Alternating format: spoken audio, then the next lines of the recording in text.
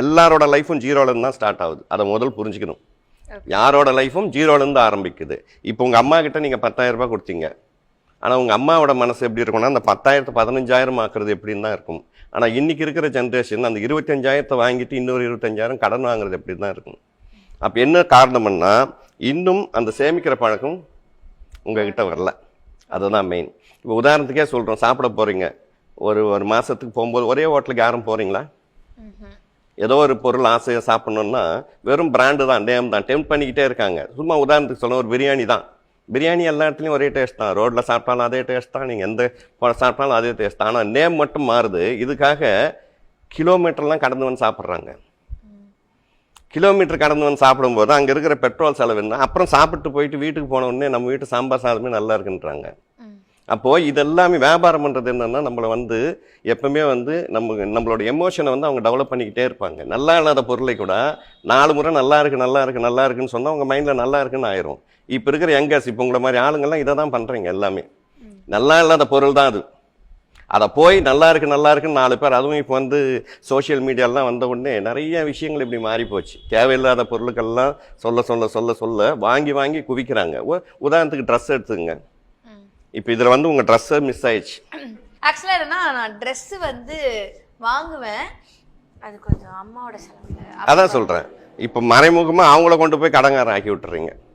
நீங்கள் கடன் வாங்கி இதை சுத்தத்தை விட்டுட்டு அவங்களையும் கொண்டு போய் சிக்கலில், அவங்க ஏதோ அவங்களோட லைஃப்பில் அவங்களுக்கு வரதை வச்சு அவங்க ஜாலியாக இருக்காங்க. அதையும் கொண்டு போய் நம்ம பெற்றுட்டுமேன்றதுக்காக அவங்களும் கஷ்டப்பட்டுக்கிட்டு இருக்க வேண்டிய ஒரு சூழலுக்கு வந்துடுது. அப்போ என்னென்னா கண்டிப்பாக பணம்ன்றது ரொம்ப முக்கியமானது. நிறைய இடத்துல நான் சொல்கிறது என்னென்னா, ஃபினான்ஷியல் அட்வைஸராக நான் எப்பவுமே சொல்கிற ஒரு விஷயம் என்னென்னா, இந்த உலகத்திலேயே ஈஸியான விஷயம் எதுன்னா பணம் சம்பாதிக்கிறது தான். ஆனால் கஷ்டமான விஷயம் என்னென்னா இருக்கிற பணத்தை காப்பாற்றுறது. அப்போ இருக்கிற பணத்தை காப்பாற்றணும். அப்போ 25,000ன்றது பெரிய பணம் தான். 2 லட்சம் சம்பாரிச்சாதான் பெரிய பணம், 5 லட்சம் சம்பாரிச்சாதான் பெரிய பணம் இல்லை. 25,000ன்றதும் பெரிய பணம் தான். அப்போ அந்த பணத்தை அந்த 25,000 ரூபாய்க்குள்ளே எப்படி நம்ம ஒரு 10% அட்லீஸ்ட் ஒரு 10%, 2,500 ரூபாய் கூட நமக்கு சேமிக்க தெரியலன்னு சொன்னால் அப்புறம் நாளைக்கு கல்யாணம் பண்ணி, அதாவது எங்கே செல்லாமல் இப்போ உனக்கும் சேர்த்து தான் சொல்லுவோம், 2,500 ரூபாய் நம்மளால் சம்பாதிக்க முடியலன்னா அதுக்கப்புறம் கல்யாணம் பண்ணி அந்த குழந்தைங்களை வளர்க்கும் போது இதே பழக்கம் உருவாயிடும். சேமிக்கிற பழக்கத்தை உருவாக்கணும்.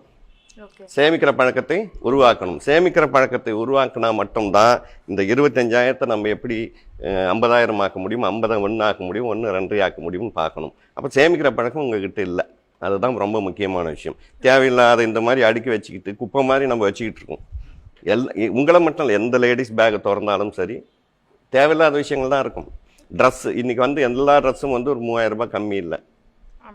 3,000 ரூபாய் கம்மி இல்லை. அப்போ 3,000 ரூபாய் ஒரு மாதத்துக்கு ஒரு ட்ரெஸ் எடுக்கிறாங்கன்னா 2 ட்ரெஸ் எடுக்கிறாங்க. பார்க்குறதெல்லாம் பிடிக்கும், வாங்கிட்டே இருந்தால் இன்றைக்கி தேவையான விஷயங்களை விட தேவையில்லாத விஷயங்கள் தான் உங்கள் வீட்லேயும் சரி எல்லார் வீட்லேயுமே வந்து குவிஞ்சு கிடக்குது. அப்போ யங்கர்ஸோட விஷயம் என்னென்னா தேவையில்லாத அடுக்கிட்டே இருக்காங்க.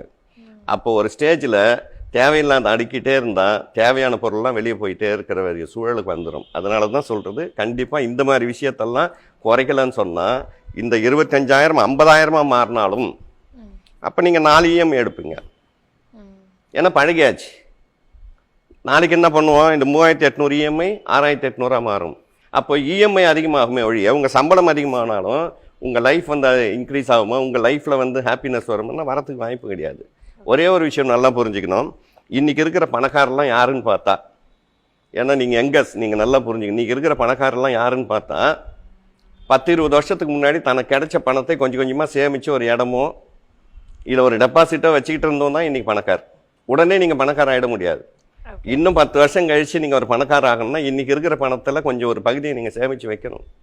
அந்த சேமிக்கிற பழக்கம் இல்லாத வரைக்கும் 50,000 இல்லை 5 லட்சம் வந்தாலும் எல்லாம் இன்றைக்கி பெரிய பெரிய ஆட்கள்லாம் நான் பார்க்குறேன். 5 லட்ச ரூபாய் சம்பளம் வாங்குறாரு, அவரும் கடனில் தான் இருக்கார்.